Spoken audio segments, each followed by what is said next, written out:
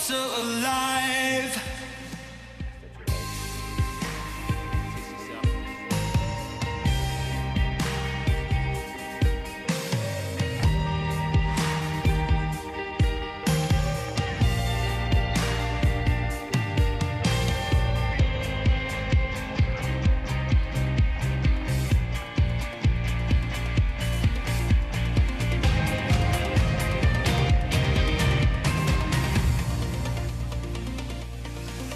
Welcome everybody, good morning to you wherever you may be.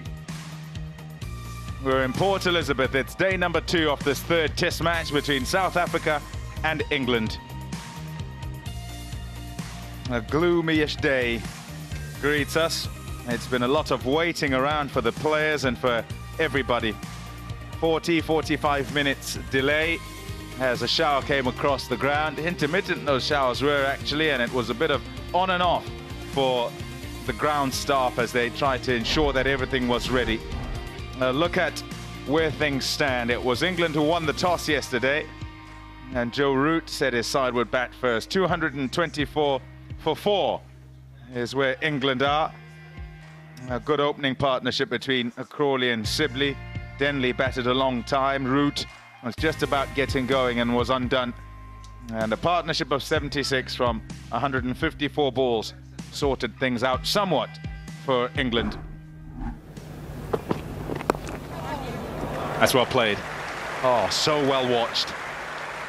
Seemed to just come up a bit more than he expected, but he rolls the wrist over it and gets it away for 4. 231 for 4. Carbon copy. It pulled one away in exactly the same area. This time, it brings up 50. A 22nd half century for Ben Stokes. A 5th against South Africa and a 2nd in the series. So good. There's that area. There's that area again.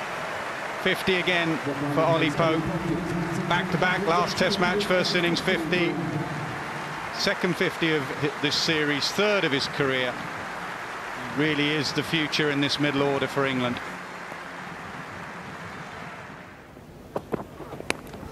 Oh, through the gap.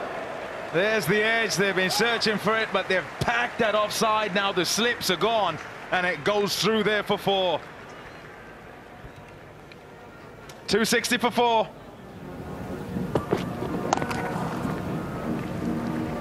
Single. Now we've got a bit of breaking news we're going to bring you. It concerns Hiso Rabada. His actions, this is from the ICC press release, his actions following the dismissal of Joe Root yesterday, the celebration. He admitted the offence and it was fined 15% because of that, but there's further bad news for Rabada, because he has now accumulated 4 demerit points in a 24-month period. He will now miss South Africa's next test match, and that's at the Wanderers. Now this has gone for 6. That's really good connection. Terrific stuff. Brilliant stuff. Really good work from England. 100 overs up now, 279 for 4. Cracked that, and he's cracked that a long way. That is a solid blow from Stokes. Really is too good a play. You're not going to bog him down, you've got to try and get him out. It's Ben Stokes. Not sure where you get him out there. Well, I think you have to bowl round the wicket very straight. Absolutely. So he can't swing his arms. And he swings his arms here, this time along the ground, and it's fielded out at deep mid-wicket. 300 on the board for England, and with no little style this morning.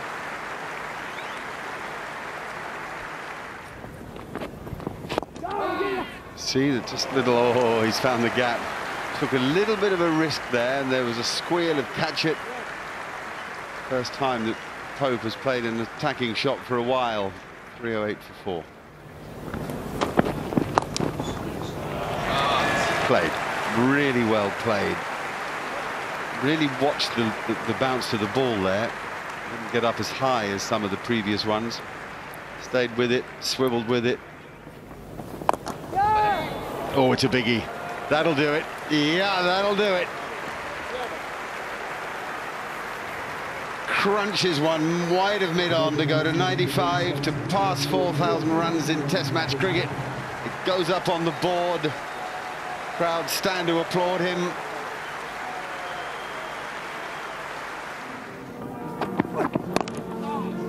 $100 it is for Ben Stokes. Another magical moment for him. He loves playing against South Africa. That is his third Test match 100 against South Africa, his 9th overall. Had a marvellous year in 2019. He's carrying on in the same fashion now. I think it's sliding down. No, the finger goes up. Umpire Oxenford thinks that Ollie Pope has got too far across his stumps. He's starting on about off stump, looking to work the ball. And Oxenford thinks it's straight enough. It's only got to be clipping. Missing. Relief for Pope, relief for the dressing room. You beauty, says Joe Root. He wants to get Ollie Pope through to his maiden Test 100.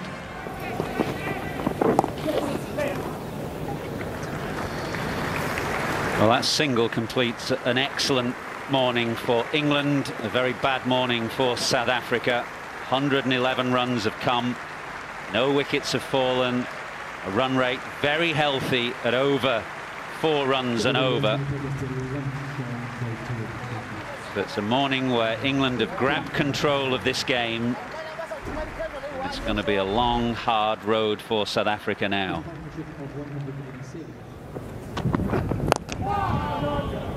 And he bunts it down the ground. What he's done there is he's gone for a wideish ball that was a bit fuller and shut the face on it so that he hits it so straight, none of that offside ring can stop him. I caught it.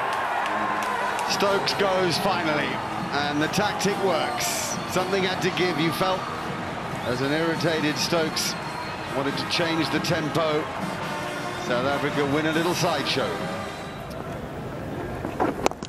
Oh, that's in the air, it's out. Cotton bowled. Not the first time there's been something soft like that in this series, and they'll be happy. South Africa, they've got Butler, he's got to walk past him again.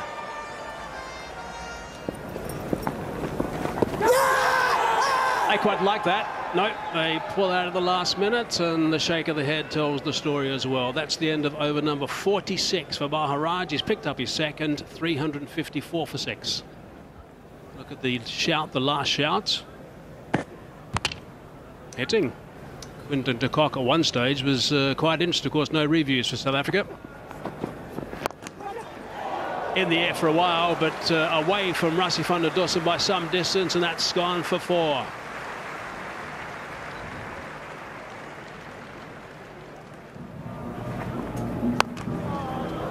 He's got that away. He's got it away for 4.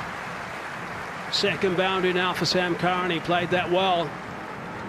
5 off that over. 132 overs in the field now. 373 for 6. Curran goes, and he goes downtown, and it goes over us.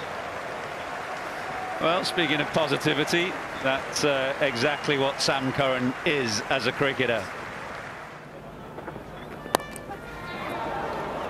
It's off the edge, but he went hard at it. It's Sam Curran, and it skews away for 4 more.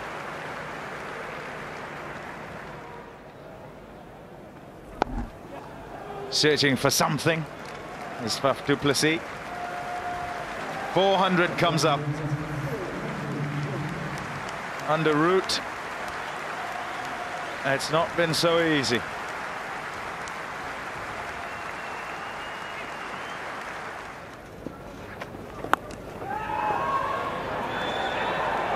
Not sure it's going to get there. No, it doesn't.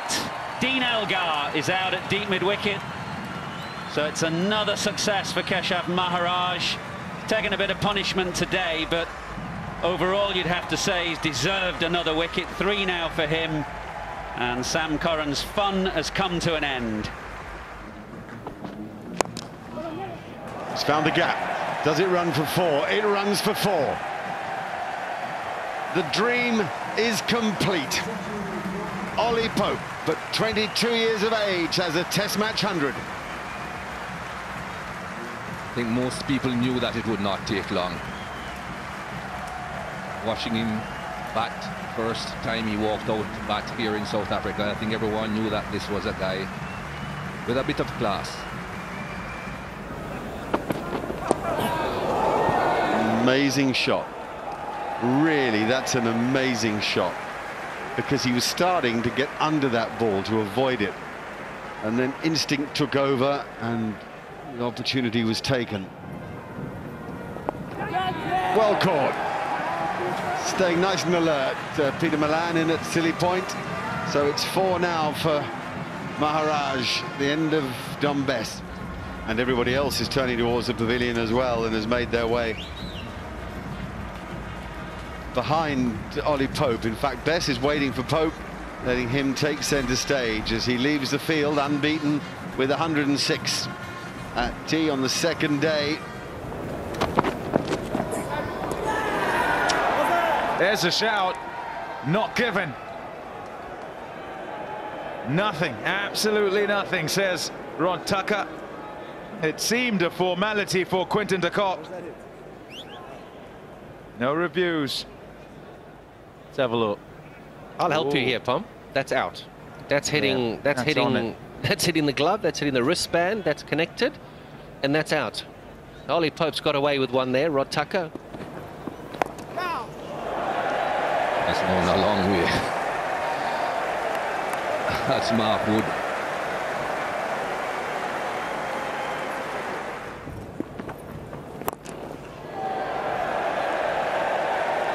Wow. Yeah, Mikey, we're saying, why don't you want me to face that? 450 comes up for England. It's a mighty blow from Mark Wood. Wood goes again, and he goes well. Another maximum. 458 for 8.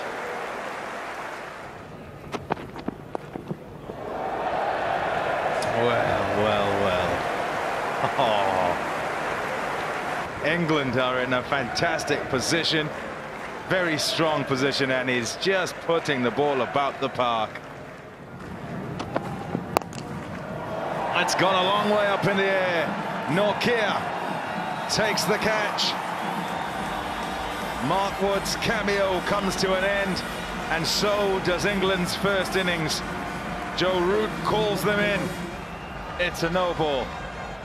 We'll have to ask Joe Root, because there's the signal, and he'll say, well, do you want us? Oh, yeah, he says, hold on.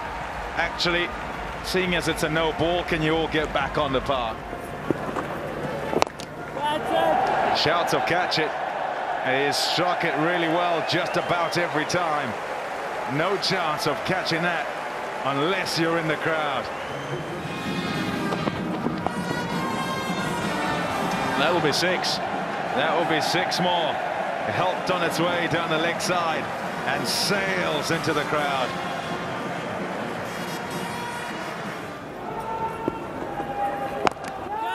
Tries to catch it this time. Is this one out? It should be out. It is out. Maharaj has in the end got himself 5 wickets. There's the declaration as well. And England all out for 1 short of 500,000. Wood gone for 42, and he's charging off. He wants to charge in shortly. Now that's definitely moved away again. It's taken the outside half of the bat. It's got enough wood on it to go for 4.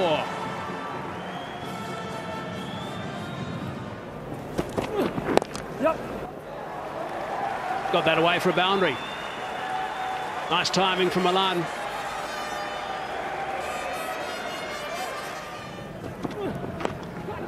Four off the thigh pad, I think.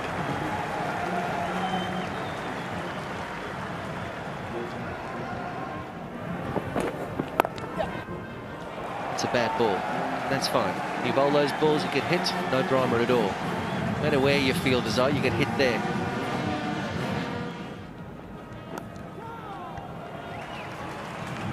Another tickle. Either end, the right-hander and now the left-hander.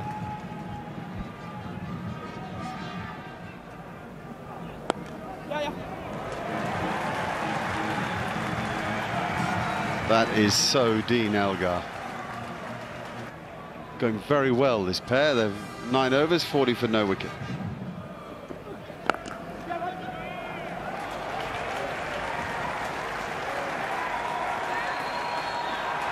It's pitched 2 up. 2 have gone for 4. 1 through the covers, 1 through third man.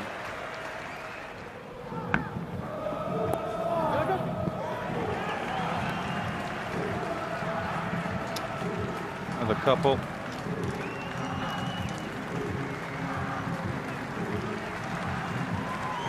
Have to have their minds on. The 2 opening batsmen have to be particularly intentional in the way they go about things, and they have been.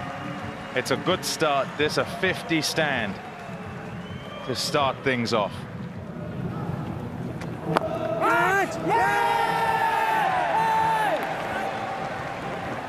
I'll tell you what, we're going to have to check. We're going to have to check, because he gets too close to it in the end. He's just trying to bunt it out. Hits the ground. Malan gone.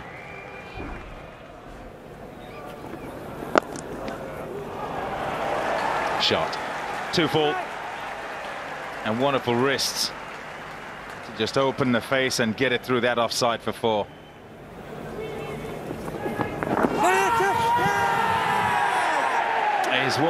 He's walking back. A little inside edge onto the pad, and easy pickings really for short leg. It just loops up, and it's that man Best once again. I feel that I'm not so sure I'm okay with the waiting and waiting. 60 for 2. Feels like a series-defining day today. One that has gone in England's favour. Dominant day, 499 for 9. They've taken a couple of wickets at the end. Ollie Pope, man on screen, has had a great day, memorable day for him. And England in a very strong position. Mark, thanks for your time. Gee, it's a bit of a tough day at the office today. Yeah, it was. I thought Ollie Pope batted really well. You know, they also got themselves in a position to come out and play pretty aggressively. We spent a lot of overs in the field as well, which I thought took its toll. And then you know, things didn't quite go according to plan towards the end of the innings as well, but it tends to happen after guys have spent a lot of time in the field. And when you've got a guy like Ben Stokes firing him, that changes the game pretty quickly. Yeah, look, I thought we had some good game plans to him, especially a guy like Kesh, but when he starts taking on boundary riders and with the wind hitting it cleanly, then it does put you under pressure as a side. We try to keep in control of the run rate throughout the whole innings. But when he came in, they had some good momentum. A couple of balls flew over the boundary ropes, and that's what sort of got them going towards the end. So you lost a couple tonight. The game plan from here is going to be pretty simple, I guess, at this moment. Yeah, look, you know, if you have a look at the way the game's gone, I don't think that there's too much in it for the seamers. I think our game plans against Best have to be really solid. We saw towards the end of the day's play they got a bit of purchase, but we've sort of practiced for that as well. You know, it's about batting time and batting long. I think there is a big one out there for someone who gets stuck in and does the dirty work up front, and hopefully you can add that. And partnerships are going to be the key. I mean, that's the name of the game so far in this innings, as far as England are concerned, this Test match, I should say. Yeah, look, they got a big partnership. So if we can get a nice big partnership as well, always put you under pressure as a bowling unit. So, you know, we're probably going to need more than one big partnership. But like I said, you know, if we stick to our game plans and the guys go out and play positive cricket, you don't want to get caught up in digging yourself into a hole. So we need to bear that in mind as well. Then there are runs out there if you apply yourself. You mentioned the bowling unit being under pressure. Of course, the situation with Rabada is going to change things quite a bit for the next Test. Yeah, not ideal. I actually learnt about that this morning, so quite disappointed that we're going to lose him for the next Test match. We've still got a Test match to play, yes, so we've got to focus on that right now and probably have to put our heads together to try to figure out how we're going to replace a world-class bowler. And knowing you'll have a word to him. What do you think your advice, or what will your advice be to Rabada? It's a tough one because you want to keep him nice and aggressive, because I think that's when he's at his best performance-wise. You know, he's had a couple of demeanours along the way. It's hard to try and get him into a position where you say to him, listen, this is what you can do and this is what you can't do. I was listening to the guys during lunch break saying that he must run like Imran Tahir towards square leg or fine leg. We might have to get him to celebrate like that. But yeah, it is a tough one. It's always tough when a fast bowler gets nice and fired up to try and keep him in his shell a bit. You don't really want him in his shell, but you also want him to obey the rules of the game. Okay, Bouch, I'm sure you handle that as you normally do, in the vein that you normally work things out. But thanks for your time now, and good luck tomorrow. Thanks, Stacey. Thanks a lot.